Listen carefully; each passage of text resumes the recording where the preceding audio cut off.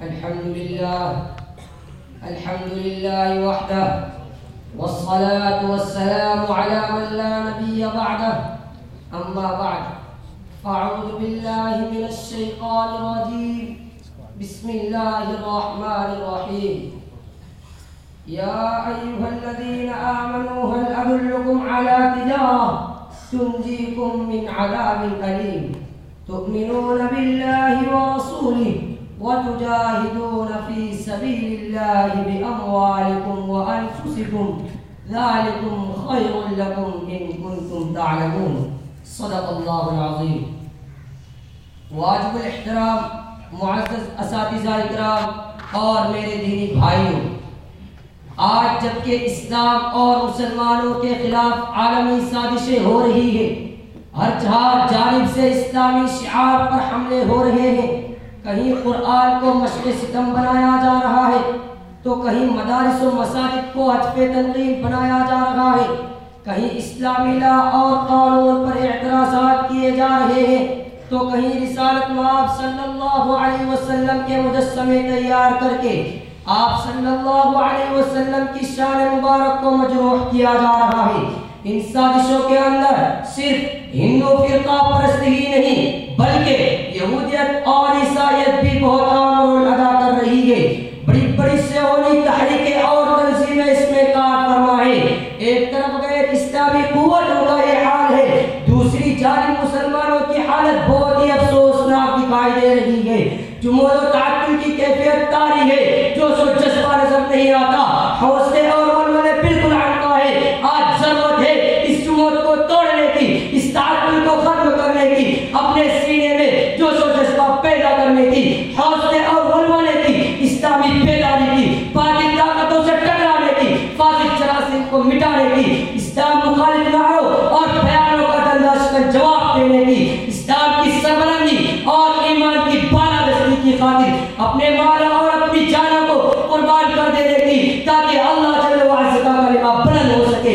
یہی وہ چیزیں ہیں جن کو شریعت نے جہاد سے تعبیر کیا ہے، اسلامی جنگ و جدال کا نام دیا ہے. اسے تو قرآن نے کہا یا ایھا الذین آمنوا هل ادلکم علی تجارہ تنجیکم من عذاب الیم تؤمنون باللہ ورسولہ وتجاہدون فی سبیل اللہ باموالکم وانفسکم ذلکم خیر لکم ان کنتم تعلمون. ابو داؤد شریف کی روایت ہے، نبی کریم صلی اللہ علیہ وسلم نے ارشاد فرمایا جاہد المشرکین باموالکم وانفسکم والسنتکم، کہ مشرکین سے اپنے مالوں، اپنی جانوں اور اپنی زبانوں کے ذریعے جہاد کرو. آشیا میں تو بن سکتا ہوں گلشن میں کہیں، آشیا میں تو بن سکتا ہوں گلشن میں کہیں، تو اگر گھر سے جو نکلا تو کدھر جائے گا. اب تیرا شہر نہیں جنگ کا میدان سمجھ، اب تیرا شہر نہیں جنگ کا میدان سمجھ، چھٹ گئی ہاتھ سے تلوار تو سر جائے گا.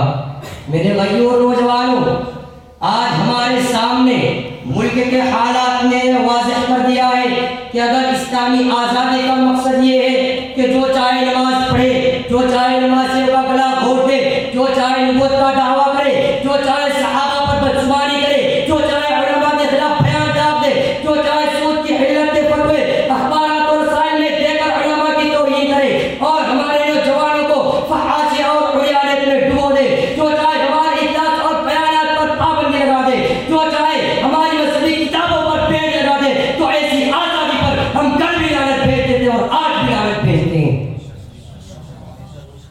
ہمیں آزادی چاہیے تو رب کے کلیمے کی آزادی، رب کے نظام کی آزادی، علماء کے تقدس کی آزادی، دین کی بالادستی کی آزادی، عبادتوں کی آزادی. ہمیں آزادی چاہیے یہ کہ سپریم کورٹ سے لے کر ایک عام عدالت تک رب کا قانون ہوگا، نبی کا دستور ہوگا، قرآن کا قانون ہوگا، صحابہ کا نظام ہوگا. مسلمانوں، آج فیصلہ کر کے بتاؤ کہ کیا قرآن جھوٹا ہے، کیا نبی کی بات جھوٹی ہے؟ اگر نہیں تو سنو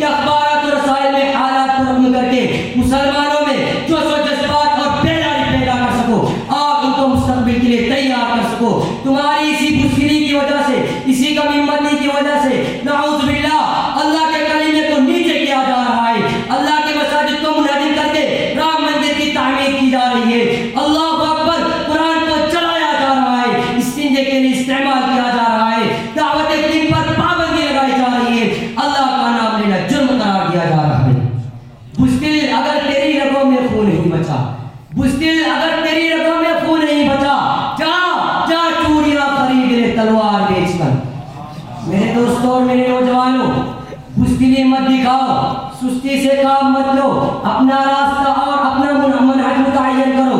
اگر ہم اب بھی نہیں بدلے تو ہمیں اپنے اور غیر سب مل کر مٹا دیں گے.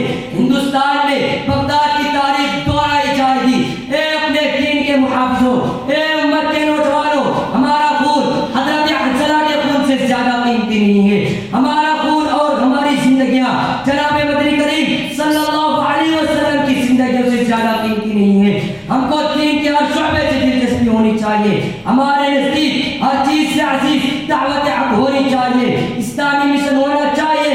اعلیٰ کلمت اللہ کی خاطر، دین مبین کی آبیاری کی خاطر، قرآنی تعلیمات کی اشاعت کی خاطر، کفار و مشرکین یہود و نصارہ کے حملے کا جواب دینے کی خاطر. اگر ہم کو خون بہانا پڑے تو دریغ نہیں کرنا چاہیے، کیونکہ اسی کی خاطر نبی نے خون دیا ہے، جگر کے ٹکڑے دیے ہیں. حضرت حمزہ پر آنسو بہا ڈالے، زید بن حارثہ کے صدمے کو سہ لیا، شاعر اسلام عبداللہ بن رواحہ کی جدائی کو برداشت کر لیا، لیکن کبھی بھی جہاد سے منہ نہیں موڑا، بلکہ خود نکلتے اور صحابہ کو نکالتے رہے، کفار و مشرکین سے لڑتے رہے. ارے پیٹ پر پتھر تھے تب بھی لڑتے رہے، گھر پر الزامات لگا دیے تب بھی لڑتے رہے، تیروں کی بوچھاریں تھی تب بھی لڑتے رہے، راہیں بند کر دی گئی تب بھی لڑتے رہے. میرے اسلامی بھائیوں، اب بھی ہم خاموش رہیں گے، اب بھی ہماری زبانیں گونگی رہے گی. یاد رکھو حالات بدلا رہے ہیں کہ وہ دن دور نہیں، ہم بھی ان کفار کے نظر میں بری طرح پھنسیں گے. ہمارے بھی حقیقی بچوں کو ذبح کر دیا جائے گا، ہماری بھی ماں بہنوں کی عصمتیں لوٹ لی جائیں گی. پھر ہم مدد کو پکاریں گے، چیخ پہ چیخ لگاتے جائیں گے، کوئی ہمارے امداد کو نہیں آئے گا، کوئی ہماری آواز پر لبیک نہیں دے سکے گا. سب تماشائی بن کر تماشا دیکھیں گے. اس لیے ہم اپنے فرائض کو سمجھیں، اسلام اور مسلمانوں کی حمایت و امداد کے لیے ہمارا وقت مصروف و پیکار رہے، کیونکہ مرد حق باطل سے ہرگز خوف کھا سکتا نہیں. مرد حق باطل سے ہرگز خوف کھا سکتا نہیں. سر کٹا سکتا ہے لیکن سر جھکا سکتا نہیں. وآخر دعوانا الحمدللہ رب العالمین.